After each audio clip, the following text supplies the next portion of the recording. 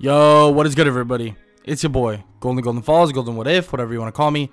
And I am back. I am back with part 2 of What If Isagi was Igo's son. I hope y'all continue to enjoy the series. I got more to come, more in the bag, more videos to come as well.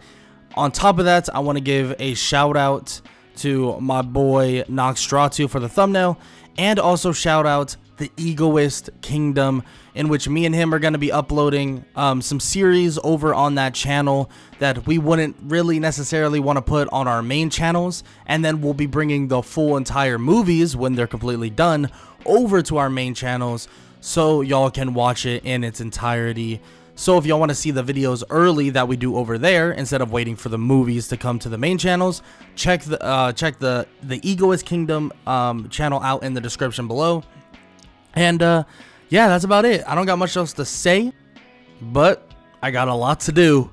So we're gonna get right into the what if. Let's get it. Isagi wants one thing and one thing only: to make the greatest striker ever. It might sound odd, counterintuitive in fact, because at the end of the day, Blue Lock is made to create the greatest striker, to make the greatest striker. So why would he want to create the greatest striker out of someone else? Well, there's multiple reasons for that. The main reason, his father, Jinpachi Ego. He despises him. Believing that he's just a pawn in this game, Isagi doesn't care that much for himself, and he actually cares more about getting these other people to the next level.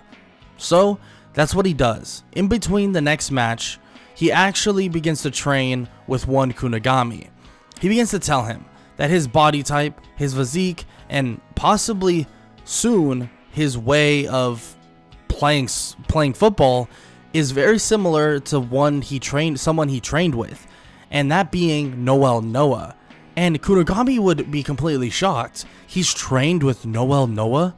And Isagi says that he's trained with a lot of amazing football players. So don't get too psyched out by that. But this is what matters. He explains to Kunigami everything that Noel Noah has taught him. And on top of that, shows Kunigami various ways that he can up his game. Not only just extending his range, but utilizing his freakish ability and body. Yes, they're pretty big. Both of them are pretty big. I mean, Isagi is almost as big as Kunigami, if not the same size, and he's able to kind of show Kunigami different ways to use both of his feet in striking, and also being able to be a threat from beyond just his normal range.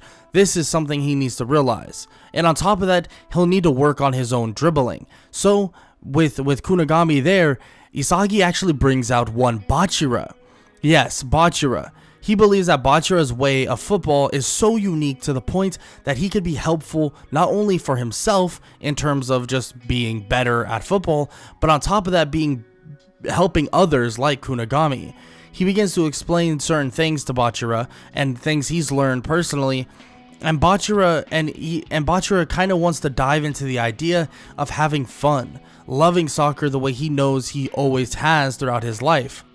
Isagi would agree to this, saying that these are important, very important things, and he'll need to utilize these important things for the betterment of himself.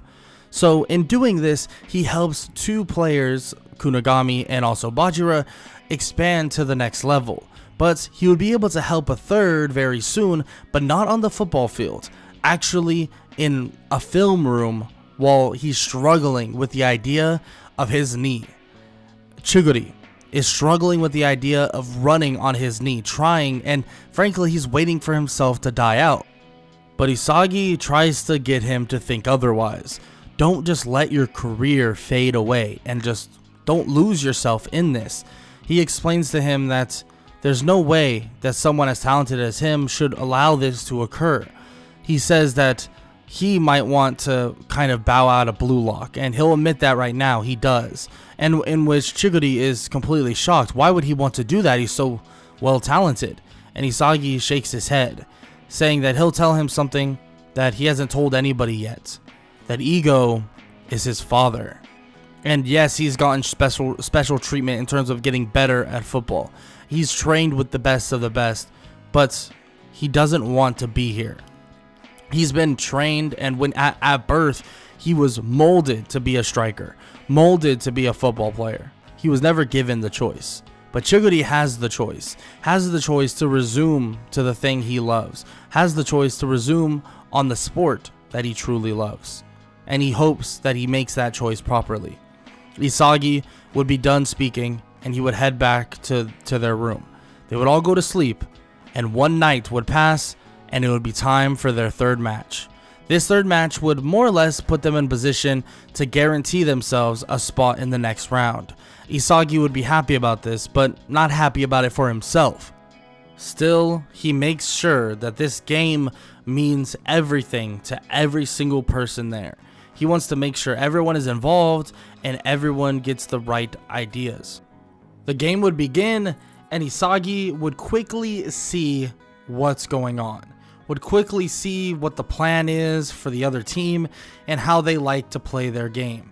What they like to do is to have the two twins, the Wanama twins, kind of run buck wild, and more or less their chemistry can carry them throughout the game.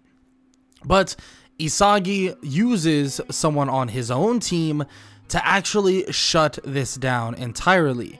He grabs Raichi and throws him into a position. As Raichi stumbles forward, he's confused. But as he gathers himself, he realizes that he's in the perfect position to counter the Wanama twins charging forward. As he steps up to basically conflict with one of the Wanama twins, immediately Isagi would steal the ball. As he steals it, he would look upward as he sees Kunigami launching the ball forward, and Kunigami is already in his perfect range. But this range is even deeper than his one originally. No longer being that of 30 meters, he's actually way deeper than that. And he launches the ball straight toward the net, and he scores and picks up the first goal immediately. Everyone is impressed by the fact that Kunigami has expanded his range so quickly. It makes their entire team that dynamic. And frankly, the Wanama twins are in complete shock. They're not really understanding how to even go about this. It seems like they read up on them so well to the point that Isagi has them locked down entirely. But in all consideration, Isagi hasn't really even read up on them at all. He just understands everything that's happening all at once. He sees the entire field through a different set of eyes. It's as if he is truly the god of this field. There's a reason why Ego has raised him in such a way. There's a reason why Ego wants him to be the #1 striker. He has vision that no one else would even believe in. His body type is close to one of Noel Noah, and on top of that, his striking ability and power is off the charts. He's practically a pretty good specimen, not to the point of being the same as Bado and Kunigami, but good enough specimen to the point that he's outclassing all of them because of his vision. His vision on top of his prowess to basically score wherever he is on the field affects everybody and everything. But at the same time, well, he barely even utilizes any of it. And the reason for that, at least in terms of his striking ability, is because he doesn't care about Blue Lock. He still doesn't care about his father's invention. He wants to do whatever he wants at this moment. Actually, he's considered going to another country and playing for them. He believes that he can add insane amounts of just progress to everybody there. He thinks he's already on that level. And even if he's not exactly on that level, he'll be on that level quicker than anybody could possibly imagine. He's young, but he's extremely talented. More talented than many even could possibly imagine. So, Isagi is just helping his team out. The Wanama twins are just another hurdle. So, he begins to pick out every single person he can. In terms of Raichi, he continues to work with him, shutting down the Wanama twins, showing him a brand new way to truly play defense. It's actually kind of odd for him. He's getting this mass amount of satisfaction from everything he's doing at this moment. Yes, in the beginning, it was just to make the best strikers possible, so that when he left, he wouldn't completely leave his father high and dry.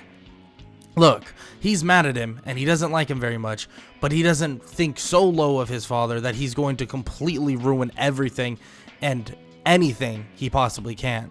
He wants to work on his own life. He wants to be a football player on his own terms. So, yes, he is creating the best striker possible for him, but at the same time, he's not gonna, just allow what's a Blue Lock to completely shatter entirely. So he'll hope that someone out of whoever he's helping get better can actually get better to the point that, yeah, they can be the best striker there. But like I said, he teaches Raichi basically through action how to stop the Wanama twins, showing Raichi a new way of playing football. They would steal it from them and easily get outlet passes to people like Bachira, people like Kunigami, and eventually someone else would hop on board. Speed that was undeniable, speed that was unconceivable, and off of a steal that they get on the Wanama twins, Isagi would feel something. A tremble, an earthquake running down the left sideline, and he would kick the ball to the open area, and he would be wondering to himself why he felt and smelt a goal from this distance. But he would see Chiguri full speed running at insane heights, and he would just smile. Now they have another striker that has the potential of being the best in Blue Lock. He watches as Chiguri scores with relative ease, and the speed he has is amazing. The score continues to run up, and frankly, he continues to work with Kunigami, with Bachira, with Chiguri, bringing the best out of all of them. And like I said, he's finding quite a good amount of enjoyment in this. And this would end the third game, and this would end, well, the entirety of this section, more or less. Now that they have 3 wins, and it's 3 wins to more or less 3 wins with Team V, it's kind of pretty obvious what's going to happen next. Isagi knows that they already made it and they're already going to pass on through. So there's a bit of a debate now on what they want to do. They might have beaten the Wanama twins and Team W in a pretty spectacular fashion, being that it was practically a complete domination and actually 8-0 by the end of it. But now they face Team V. But at the same time, does it really matter what happens? I mean, Isagi even thinks about this as well. During training and helping others get better, in which in turn would make him better as well, following the ideas of Mark Snuffy, someone that he has idolized throughout this time. He continues to work with these people, and they get better over and over again. People like Bachira continues to enjoy soccer to the fullest extent. Kunigami continues to work on his physique and also his striking from all ranges, even using both his left and his right foot. Now, adding this to his arsenal is something just outlandishly important for his progression. Isagi would then speak to all of them, though. It's about 5 to 6 hours before the game against Team V. They have a breakfast to go to, and then they'll be heading onto the field hours after that.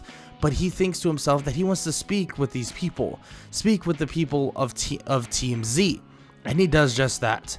He speaks with them, telling them something that maybe they necessarily don't want to hear, but he's gonna be honest with them.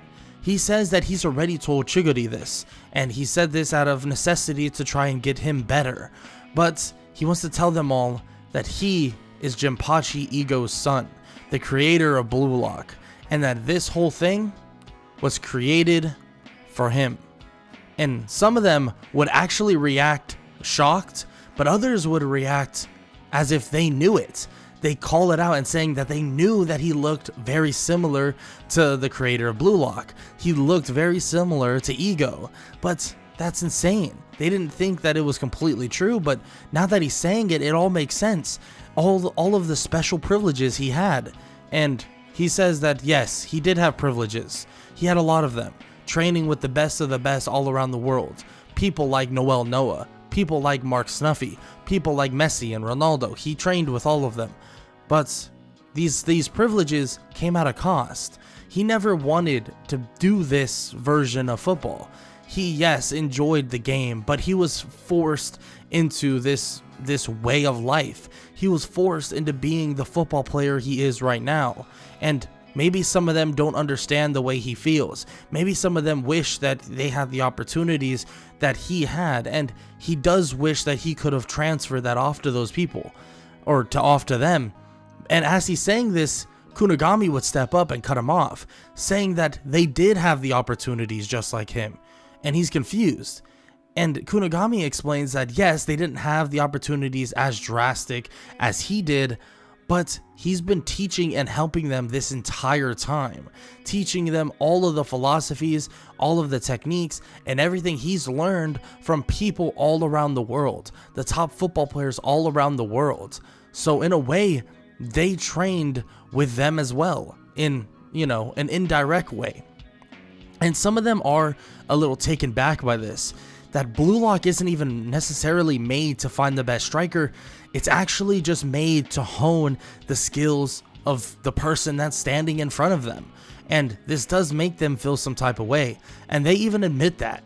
And Isagi says that he agrees. It should make them feel some type of way. But that is why he's here right now. That is why he's trying to make all of them so much better than they even were when they stepped in. He wants them to have the chance to become the best striker in Japan, because he wants to bow out. He wants to leave. And he doesn't want to be in Blue Lock anymore. In terms of why he didn't bow out sooner, he says that the reason he didn't bow out in the tag was because, he'll be honest, there was a part of him that was like his father. The ego side of him was telling him that many of them were nowhere near the player that he was. So he couldn't just allow himself to lose just like that, especially to someone like Kira, someone that wasn't that good in his opinion, but at the same time believed that he could really change and start this revolution over Blue Lock and prove it all wrong. And he apologizes for that. He said that his father, the father side of him, more or less took over, and that's why he didn't bow out during the, well, tag event.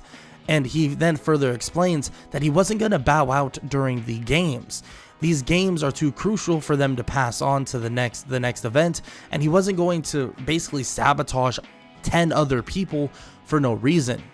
And actually someone in the group would kind of look down, thinking to himself that he even considered this during this time, considered actually sabotaging. But luckily Isagi was so good that he didn't have to.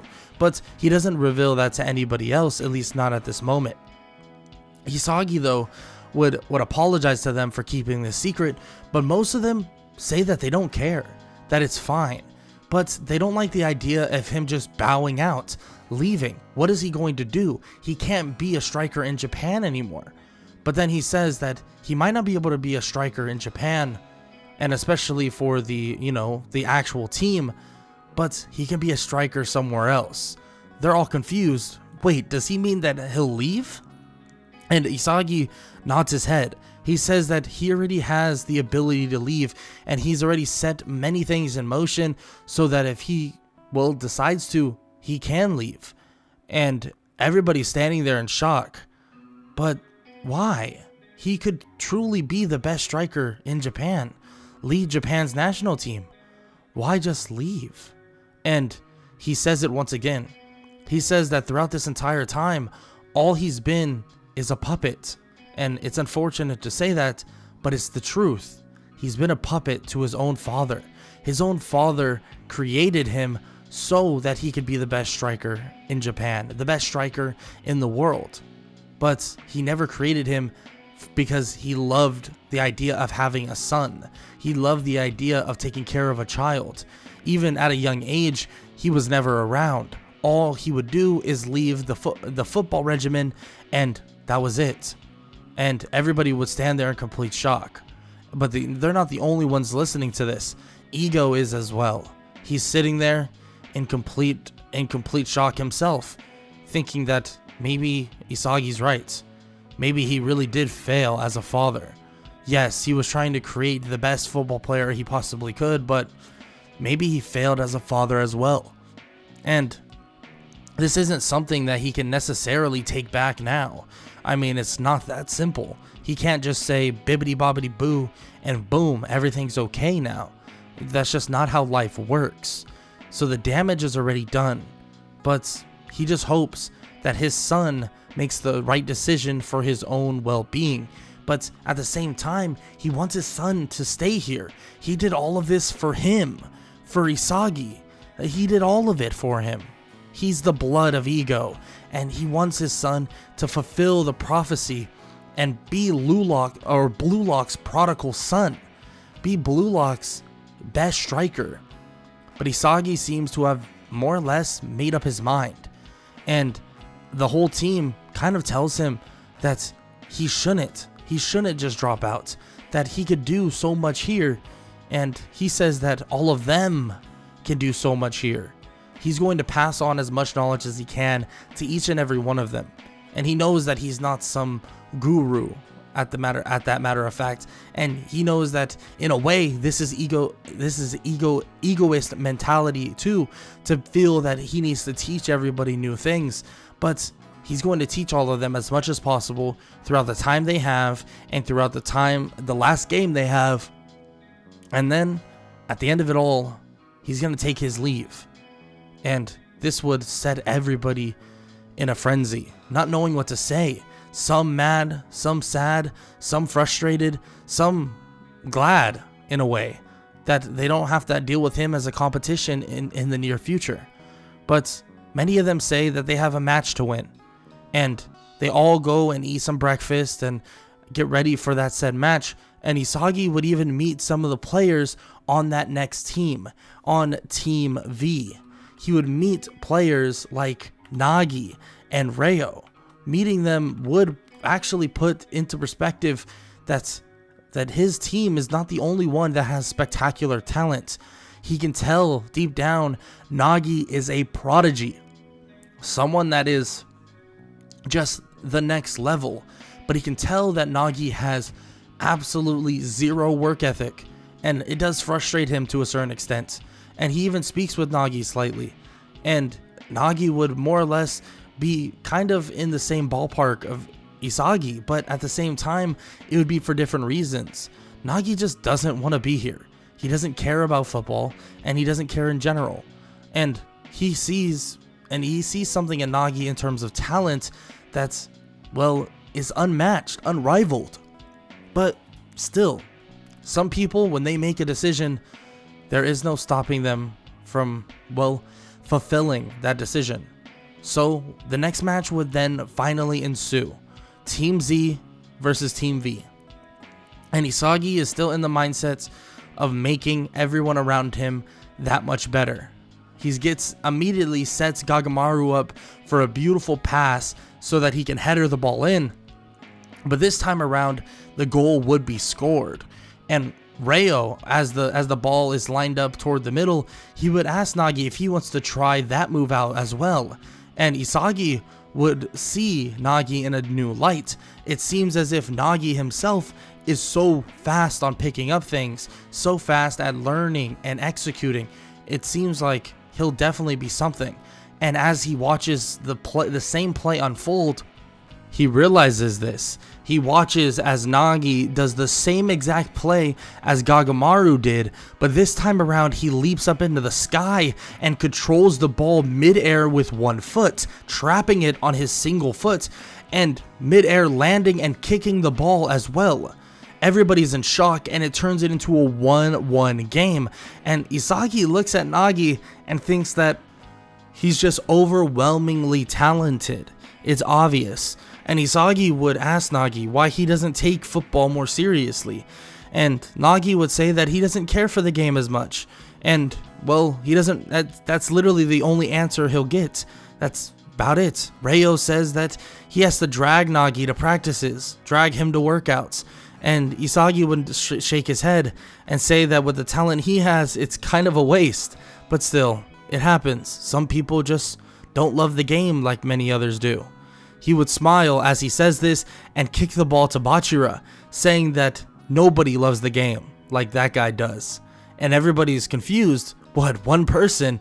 And Bachira begins to dribble through everybody.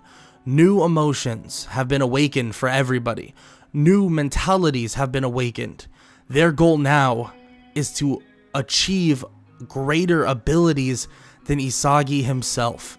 He may be leaving, but the idea that someone like Isagi is that good, and if he was here, they would all lose, is something that is driving all of them to be better. Bachira would then score the second goal for Team Z, and everybody on Team V would realize that this match is going to be far more difficult than they could possibly imagine.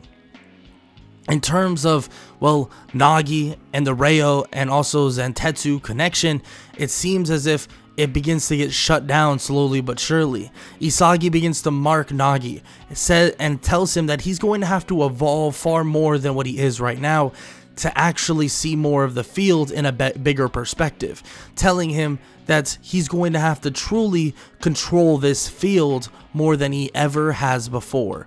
Use that talent, Mr. Prodigy. He wants to see it. Isagi continues to guard Nagi, locking him down entirely and forcing the ball to Zantetsu. It's as if it's a game of who's the bigger threat, and Nagi is the one with the giant red symbol draped over him. Everybody knows that Nagi is the threat. Everybody knows that Nagi is going to be the focal point of this offense.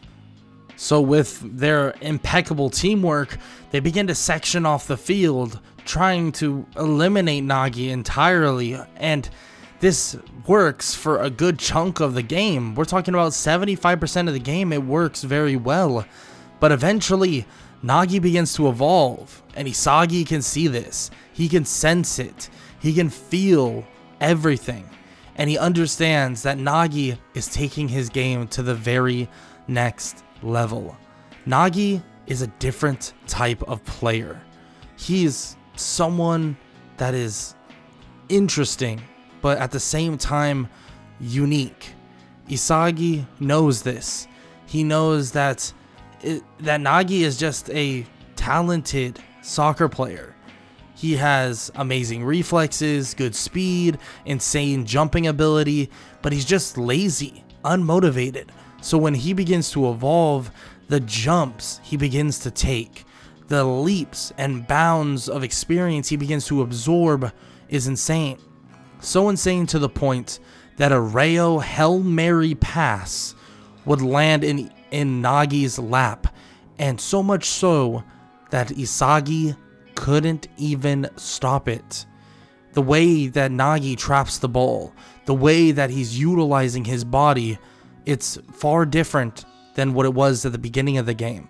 Isagi is not adjusted quite to it yet and tries to more or less recreate and reanalyze the situation. As he does this though, it seems like Nagi is about to shoot. He's about to sling that ball at insane speeds while mid-air. He relaxes his body and shoots the ball, but as he does, there's somebody else on the field that reads the movement, somebody else that has been inspired by Isagi and everybody else there. Raichi comes barreling in and kicks the ball up, and it seems to have just saved the ball from shooting through the goal just in time. It doesn't necessarily matter. Of course, Team Z is actually up quite a bit at this point, a couple goals at least. So we're talking probably 4-1. But Nagi thought that he'd broken through. He finally made it through, but he didn't. He fell just short. And Isagi would look at him and smirk slightly, saying that he's really amazing. He is. But unfortunately, he can't do it all by himself, especially when playing 11 on 11. It just doesn't work that way.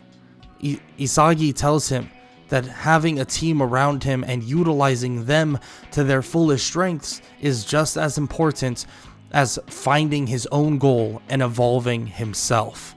And that is the lesson that Nagi needed to hear. He needed to hear this from Isagi, and a realization would flow over him that this guy, he needs to learn. He needs to absorb more. He needs to know more. Like now.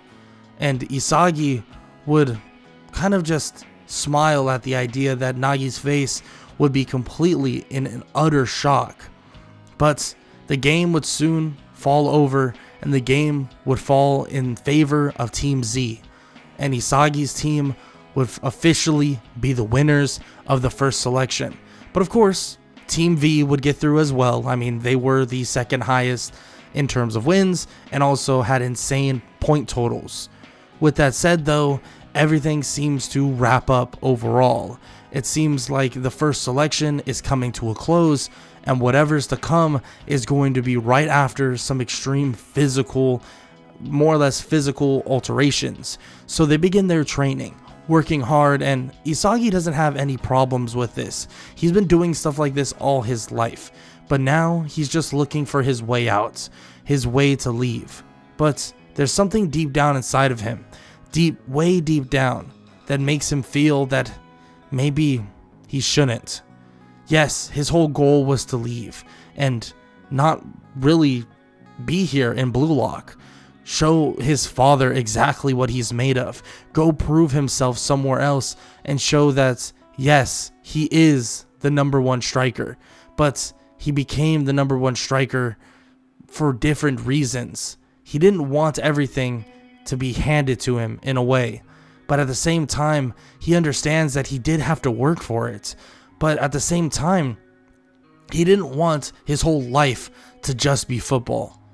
He didn't want his whole life to revolve around this. And he never even had a say in it.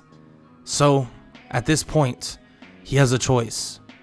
Does he sabotage himself and escape Blue Lock and follow along the path that is no longer set for him? Or does he stay on the path that his father would want? Stay on the path of Blue Lock and continue to be Blue Lock's prodigal son? Now, that's an answer for the next part.